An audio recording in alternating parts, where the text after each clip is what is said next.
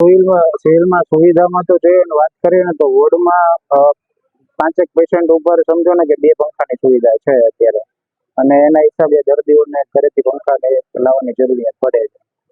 ખાસ કરીને દિવસનો જ્યારે ટાઈમ હોય છે ત્યારે વધારે લોકોને ગરમી થતી હોય છે, એના હિસાબે ઘરેથી પંખાની સગવડ કરવી પડે છે. હું 5 દિવસ ગરમી જોઈ શકો છો, ઉપર પંખો ફરે છે, બાજુમાં ટેબલ ફેન છે, બાજુમાં બારી છે, છતાં પણ ટૂંકમાં ખર્ચો બંધ નથી થતો. હા, રજૂઆત તો કરવામાં આવી જશે, પણ હું તો કહું સરકારને ખાસ આ બાબતમાં ધ્યાન દેવું જોઈએ કે જે દર્દીઓ હેરાન થતા હોય છે એના બાજુ ના પડે.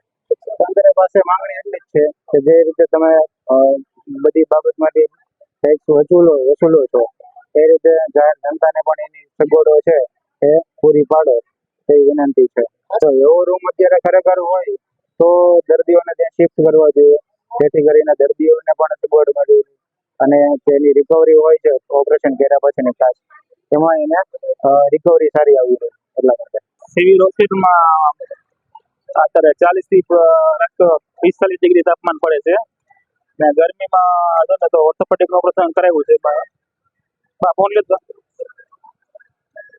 40-45 ડિગ્રી તાપમાન પડે છે એટલે આપણે અત્યારે એક તો ઓર્થોપેડિક નું ઓપરેશન કરાવ્યું એટલે તમે એને દવામાં ગરમીમાં તો જુદી ન શકી એટલે દવા પીવી એટલે ગરમી થાય ને પંખા છે પણ આ પંખા ઘરેથી જવા પડે અમારે 10 દિવસથી એડમિટ છે, 10-12 દિવસ.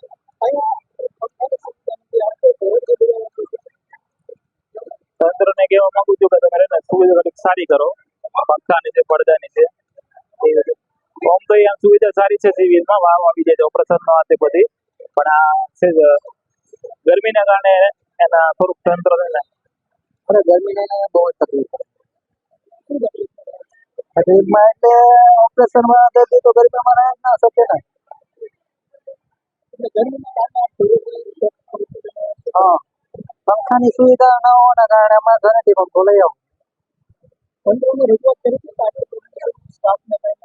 સ્ટાફને તો રજૂઆત શું કરી સાહેબ, એ ડોક્ટર છે એ એનું કામ કરે.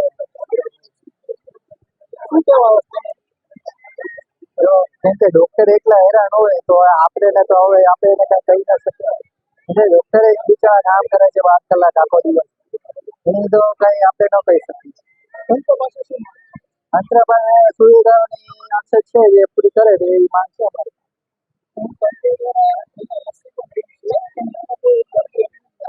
હા,